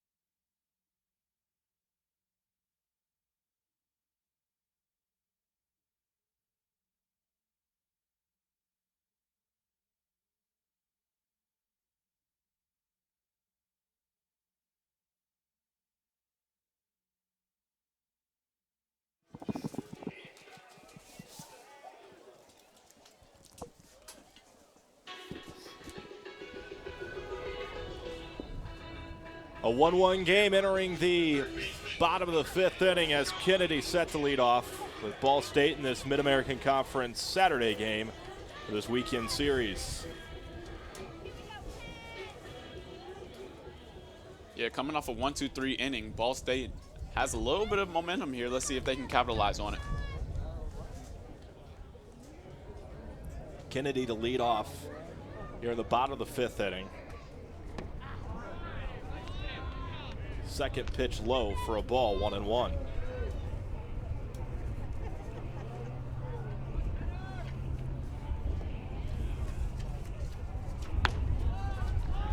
Kennedy with some pop in his bat, 3 home runs this year, not normally known as a power hitter for Ball State, but has been able to drive the ball deep, and one of the most memorable ones, LSU, a home run, joining the home run parade. 4 home runs Ball State hit in that game, 2 for Ryan Flesch, 1 for Colin, 1 for Kennedy. A bouncer to short with Glantzman and a 6-3 to Basilega. Beautiful pick by Basilega. Keeping his foot on the bag, extending with his left arm, bailing out his shortstop. As Roman Bajsa comes to the plate, his last at bat came back in the third inning, off of the wall in right field, and then the speedy Bajsa around with a sliding triple, his first extra base hit of the season, with his second appearance to the plate here today. Nearly slid over the bag like Matt Eppers did yesterday for Ball State, but kept his foot on there, forced the ball to pop out, and held on to the triple. He launches this one into the gap, right center, with Brown of Bowling Green to record the out.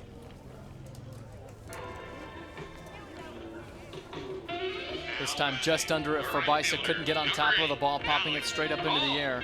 But another opportunity for Ball State to look for something with 2 outs.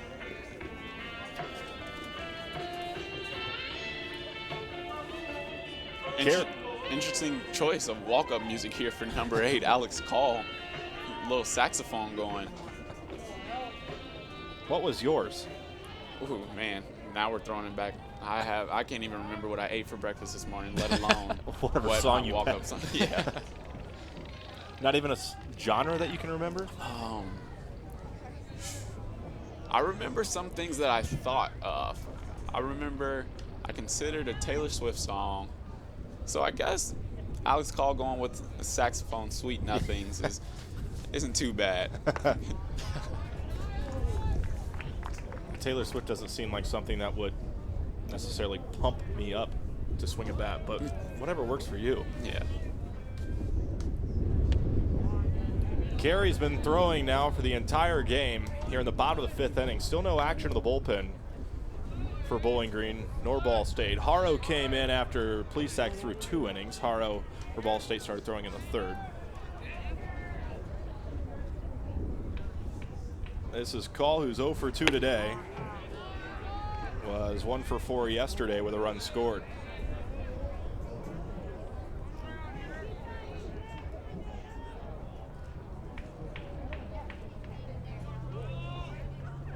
Carey from the wind, a smack by Call, left field, bounces to the fence. Call around first, standing up at second.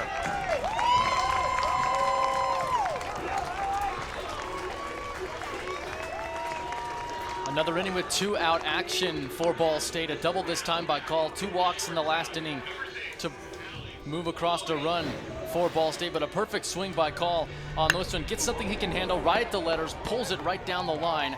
That's where Alex Call can do damage, getting anything across from the belt to the letters. We've seen Alex Call do it many times, and he does it once again here in the 5th. Yeah, and that's just a product of Zach Carey falling behind a little bit in that count. Having Alex called in a 3-1 count where Alex is just sitting on a fastball, and he's able to take care of it, double down the left field line.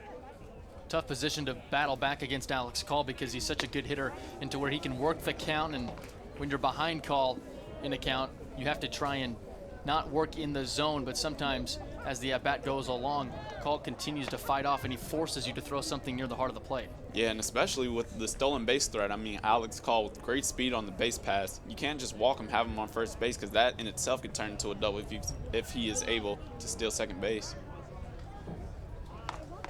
With Call standing on second and 2 outs, bottom of the 5th. Maloney at the plate. Flew out to Brown in center in the 4th and in the 1st.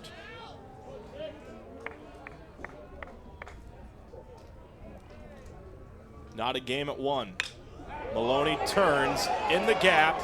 Drifting left is Smith into the inning. A scoreless inning for Ball State, still knotted at 1 apiece entering the 6th on ESPN3.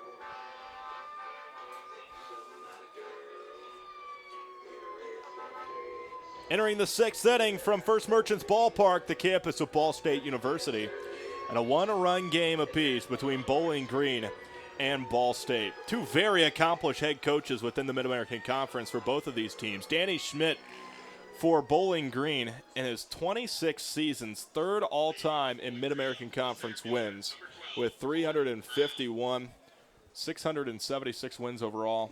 Entering the weekend series, recorded his 677th win yesterday. Now 23 away from win number 700. Start of the 6th inning as Bowling Green's Corey Brown leads off. Going back to head coach Danny Schlitz, one thing that you find very common with these head coaches is a great supporting staff of assistant coaches. As it's bunted by Brown, was able to beat it out on the throw from Haro. But once again, a great staff of assistant coaches. Funny enough, both Bowling Green and Ball State have assistant coaches who have played for the head coach of the team. For Ball State, Coach Scott French played for Ball State under head coach Rich Maloney, as did the pitching coach. That being Chris Fetter. Matt Smith at the plate.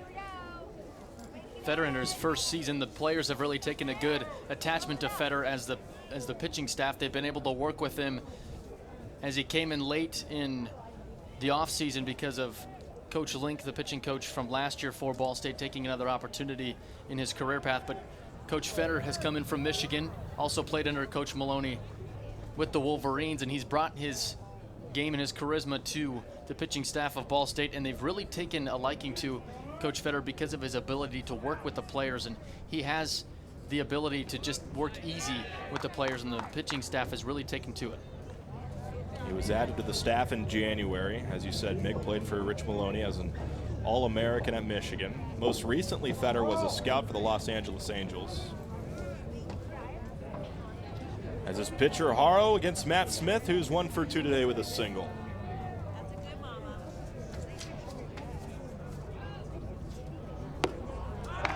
Line flash off from his knees as the throw got away from it. Advances Brown to second.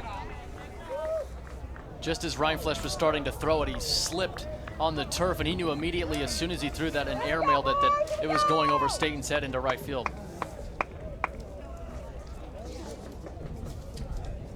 And with the best hitter for Bowling Green at the plate, even with 2 strikes, a little blooper could change the game in favor of Bowling Green. Haro has to be careful not to leave anything on the inner half of the plate to Matt Smith.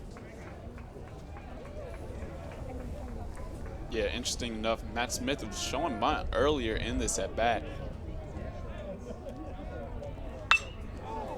Smith swinging, calling right, tagging up is Brown, and elects to go back to second. Beautiful throw by Call. Not a chance for Brown to tag up and head to third.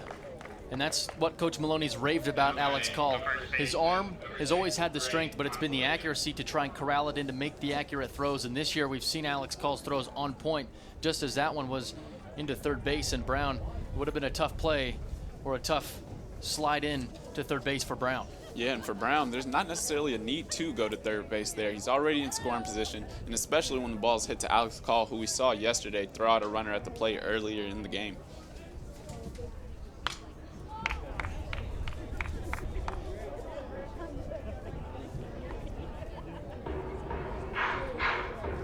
Basilego, 1 for 2 today, singled back in the 4th.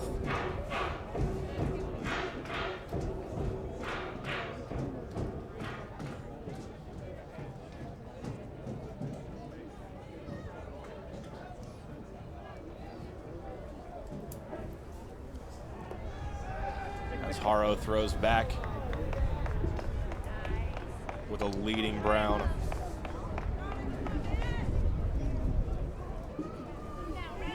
Slower move from Haro to keep the runner in check. Nothing too fancy from Haro, just to keep Brown honest at second base. This is Haro's 4th inning of work. Nobody in the bullpen for either team.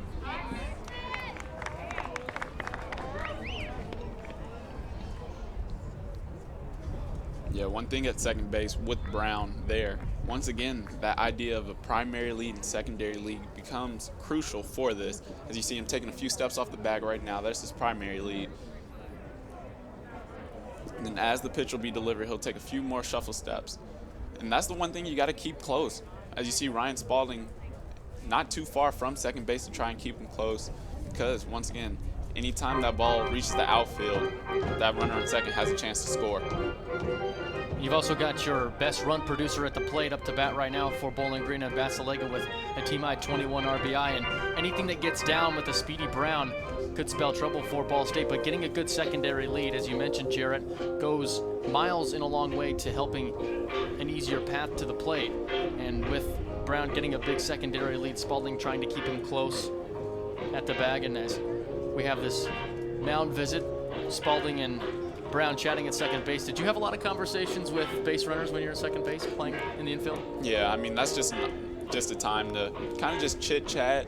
It's interesting because you'll have different personalities. Some players are kind of just intense in the game, and some players are just kind of more of a laid-back, hey, how you doing? And it's usually just small talk, especially a lot of these players have seen each other so many times playing summer ball, whether that be playing in the same league, sometimes even on the same team. We have guys within the conference who play on different teams at different schools, but then summer ball, you play with them, you get to know who they are, sometimes you're living with them. So now it's just another time to reconnect. Haro outside for the first ball of the at-bat, 1-2. Were you a chit-chatter? Oh yeah, I talk a lot.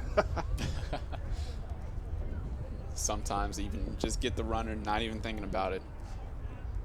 He just starts inching off the base, thinks everything's fine. I'm talking to him. Next thing you know, the ball's there. We'll be seeing you. Means of distraction. This is Basilega into the glove of Kennedy and across the diamond for the second out.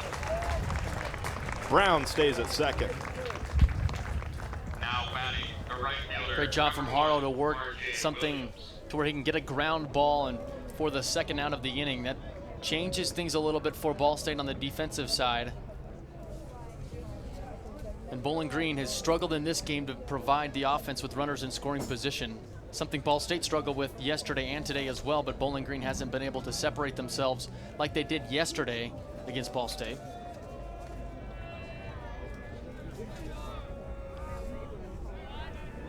R.J. Williams, who has the lone run, scored for Bowling Green in this game.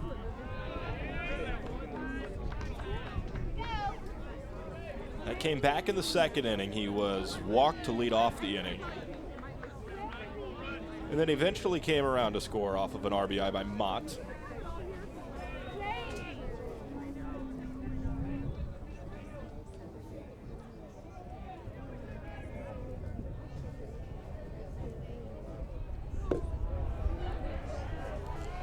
Yeah, now what you'll see with the left-handed hitter in the box, up the middle, the shortstop and the second baseman have now switched coverage. So now it looks like shortstop Alex Maloney is a little bit closer to the bag. He'll be the one holding on the runner at second base due to the left-handed hitter most likely to pull the ball.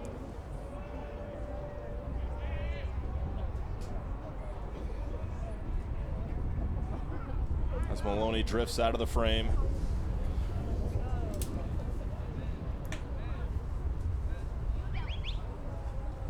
R.J. Williams did not play yesterday in the Friday tilt.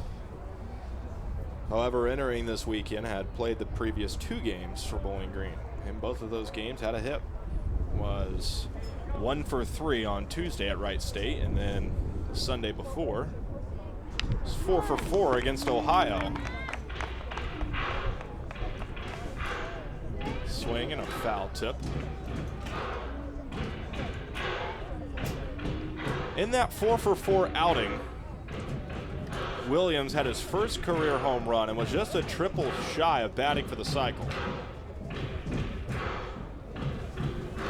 Williams has done a nice job coming in as a freshman and providing some spark to the offense at times, batting above 260 as a freshman. That's not an everyday starter, somebody that can provide at-bats off the bench. Jarrett, that's a positive for Bowling Green to have somebody that's not experienced but can also provide a little bit of offense as just a freshman. Yeah, and especially as one of their 2 left-handed hitters in the lineup, brings a little bit of diversity with changing the sights of the pitcher. Swing and a miss for Williams. Haro out of the mound. Action in the Bowling Green bullpen as Brad Croy warms up.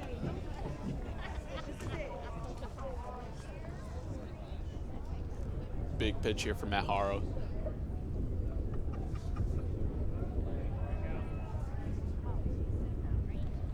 Even 2-2 outside, and Rindfleisch sending to the stealing Brown. Rindfleisch still had a chance, even though the pitch was low and away, still corralled it off the bounce, nearly making the throw over to third in time. But a nice opportunity by Bowling Green and Brown to take advantage of a pitch low in the zone. Brown creeping off the bag inch by inch, taking more of a lead as each pitch went along, and that's why Haro tried to keep him close, but Brown winning that battle. He swings and misses. Haro with the strikeout into the inning for the second consecutive inning on a K. A strikeout by Haro in a 1-run ball game, entering the bottom of the 6th inning on ESPN3.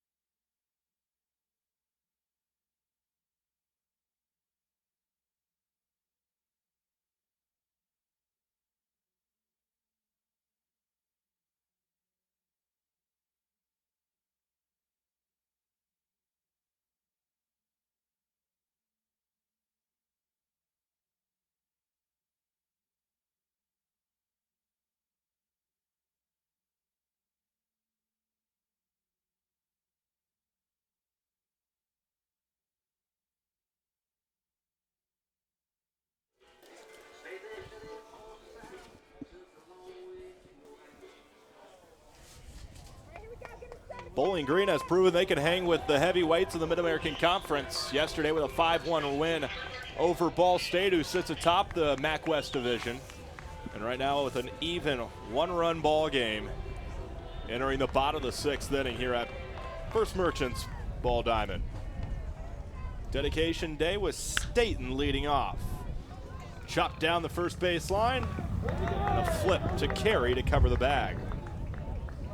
Beautiful job by Carey to get off of the mound quickly over to first. A nice play from Basilega to quickly get it to Carey. We saw earlier in the game where Plesac couldn't get off the mound in enough time to get over to first after Staten making a diving grab, and this time Staten a part of the play once again, but this time on the wrong end for Ball State. But a nice job by Carey. He settled down after a rough fifth inning where Call had a double, but beside those 2 innings for Ball State and a Bisa triple, Carey's been dealing against this Cardinals offense, and so far he's been able to mix up his pitches. The changeup low in the zone has worked, and the fastball has been staying on the outside corner as well.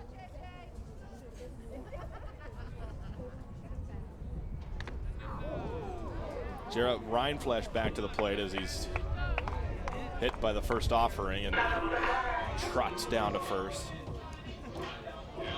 It's no surprise Jared Rindfleisch gets hit by a pitch, already leading the MAC in hit by pitches, and once again just adds to that column.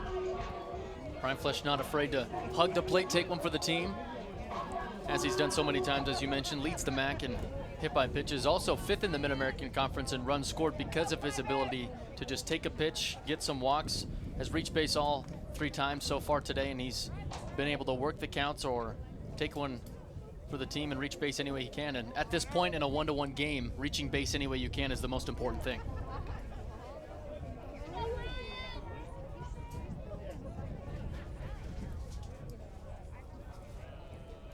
Also Jared's 3rd time on first base with Ryan Spalding coming up to the bat.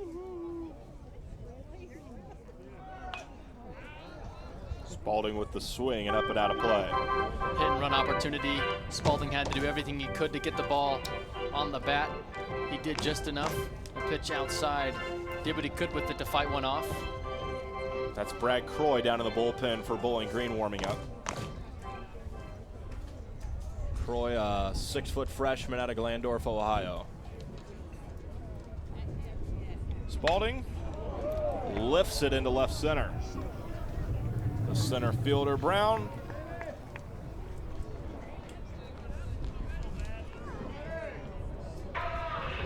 Carey got away with that one, a curveball that hung right on the belt of Spalding. Just missed it too far under the ball, couldn't stay on top of it.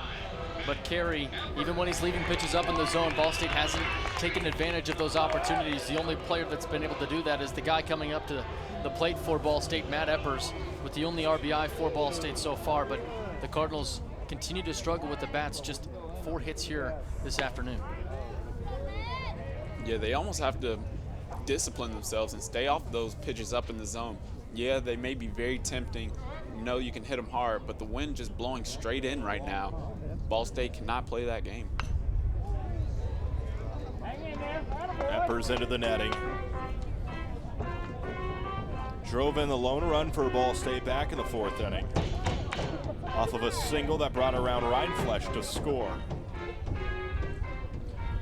That knotted the game at 1. As he has a runner on first.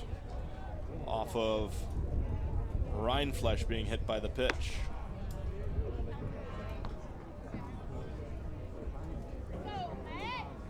Carey continues to just extend that zone on those 0-2 counts, just throwing an extended fastball there, really just for show, not necessarily trying to get the hitter to swing. Still has some good bite to his off-speed pitches, low and away in the zone, even though almost 6 innings through for Carey. Usually pitchers start to wear down after around 6 innings, especially in the college game, but so far Carey's been able to limit the damage for Ball State, and with his ability to mix up his pitches so well, he's been able to keep the hitters off balance. How much longer does Carey go with Croy warming up in the bullpen? With Carey, as long as he can get through this inning, he might come back out for the 7th inning, depending on how his arm is feeling. But as of the way he's been pitching, it might not be a bad idea to see him go out in the 7th inning, especially with the way he just ended the 6th. A strikeout to end the 6th inning. 1 run apiece. Ball State and Bowling Green headed to the 7th inning from First Merchants Ball Diamond.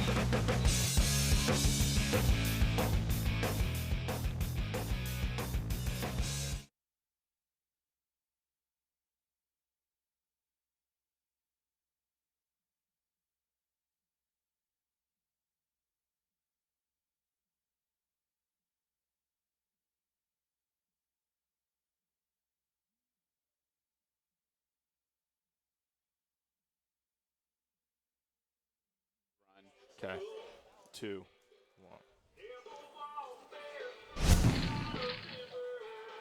A run apiece back in the 2nd inning. It was Justin Mott with a single off of the glove of Eppers that would eventually score Williams. And then Bowling Green answered with a double play to end the inning. It was Eppers, after missing the Mott catch, that sent it right back into center field off of a bounce that scored Rindfleisch. That's how we find ourselves entering the top of the 7th inning with a 1-run ball game.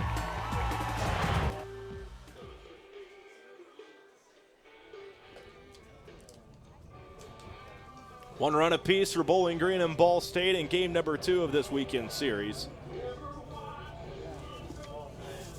Matt Haro entering his 5th inning of work, has thrown now 4 innings. Came in the top of the 3rd inning in relief of the starter Plesac.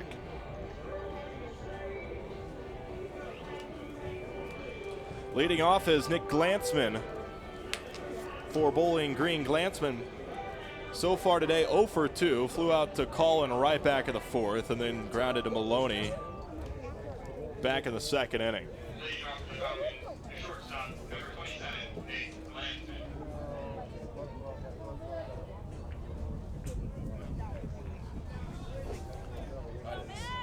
Haro coming back out for more against this Bowling Green offense.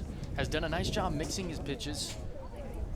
Jarrett, he continues to work, as we just see here, with an outside pitch just off the zone, but with Haro, the changeup has been working effectively throughout the game, and if he can continue to work that outside corner with the changeup, especially to right-handed batters, he'll find the most success because of it moving away from the right-handed batters.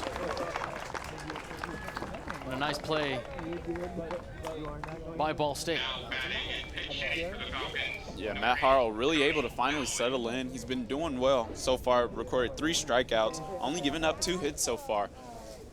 Really just been able to play his game, just attack these hitters, go right at him, and allow for his defense to make the plays.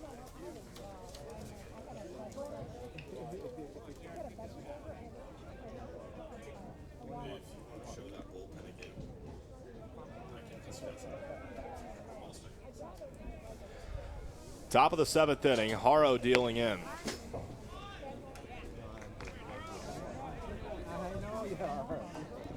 Down in the bullpen for Ball State is B.J. Butler, 6'1" junior. Kevin Martin's down there as well, but not warming up, just going through rehab after pitching yesterday. Giddings to Colin Wright, 2 gone. Haro's been working quickly, hasn't had too many at-bats where he's allowed a power swing from a Bowling Green batter, and he's been keeping light contact against the Falcons, and it's working because of these pop-ups that we're seeing, the shallow pop-ups into right field, down the lines, foul territory. Haro's done a nice job keeping the balance in his favor. Once again, working that outside corner. Fastball, changeup combination. It continues to go for Haro, and that's just right on a line on the corner. Jarrett, as a batter, how hard is it to adjust to a pitcher that continues to pound the ball outside? Fastball and changeup just working well. Yeah, and as a right-handed hitter, it's especially tough with a left-handed pitcher on the mound. What tends to happen is that fastball coming from Matt Haro on the left side is going to move away from you as a hitter. So it's not just going to be a general straight fastball. That ball is actually moving, I'd say, probably 2-3 inches away from his bat. So that's definitely something he's going to have to adjust to. Mott in the hole, rolls to left field where Bison picks it up. On that play, Kennedy hugging the line a little bit more down at third base instead of playing in normal position because of Mott's ability to pull the ball down the line. We've seen that a couple of times throughout the season from Mott, but Kennedy did nearly everything he could to make that play. He had a couple of plays yesterday just like that, but this time just past his outstretched glove. Yeah, and also what's tough, Kennedy being in his 3rd year playing third base, actually knows he's going to have to hug that line there with 2 outs. You got to play what's called a no doubles defense. And in no doubles defense, what you tend to do, you have your corner infielders hugging on the line, playing closer, just to make sure that no doubles go down the line and get that runner into second base. So honestly, with Kennedy playing close to the line and that ball being hit more towards the middle of the field, that holds Mott to only a single. As Mott stands at first, this is Doherty at the plate. 2 outs, top of the 7th.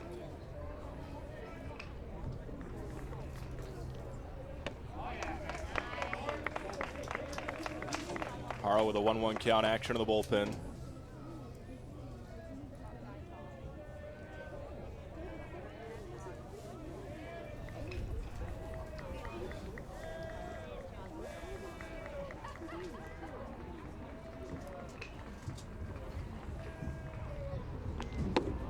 The lefty throwing and missing low for a ball. A good sign for Haro is he's not leaving anything above the belt and in between the letters and the belt of Bowling Green batters.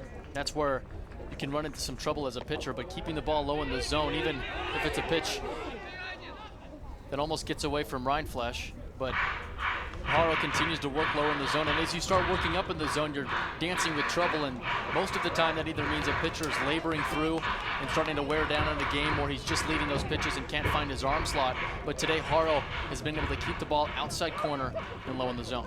Yeah, and numbers definitely show for that. Once again, pitching to what's called soft contact, allowing his defense to make the plays because these Bowling Green hitters have not been able to barrel up the ball. Doherty's walked, putting 2 on. Lamont Vance is second. Now batting the second baseman, number 35, Riley Merritt. And Menerick, the leadoff hitter, who's 0 for 3 today, back to the plate in the top of the 7th.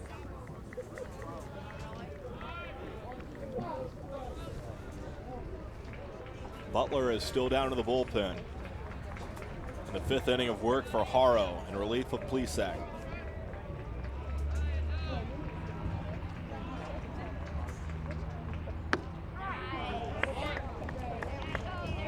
Now, Menerick yesterday able to produce late in the game, as we saw with the home run, 2-run home run that gave Bowling Green 2 in the 9th inning. 0 for 3 so far this game, but he'll be looking to really produce with the runner in scoring position on second base. Haro's definitely had the best of him, 2 strikeouts. If he can continue to work the outside corner against Menerick, that's where the best success will be against him, because as we saw yesterday, Jarrett, that home run that Menerick was able to hit over left field, an inside pitch on his hands just quickly enough through the zone. So with an 0-2 count here with Haro pitching, as Coach Maloney will come to talk about strategy on the mound with the 0-2 pitch and 2 outs. But if they can keep the ball away from the zone against Menerick, especially on the inner half, that's where Menerick has been able to succeed the most. Yeah, and he's not necessarily a power hitter. However, he can show it off a little bit. 4 home runs looks like. He's someone who probably just gets one when he just gets a good fastball in that inner half. Most likely, Coach Maloney comes out, talks to his pitcher, Matt Haro, and tells him, hey, you got ahead. It's an 0-2 count here. We have a little bit of room to be picky. If you're going to miss outside the zone, far in the left-handed batter's box. Menerick 12 of 36 at the plate over the last 9 games. And 3 of those hits have been home runs. Not a bad waste-away pitch for Haro. Not too far off the plate, something that the batter could potentially swing at, but also nothing too dangerous on the heart of the plate.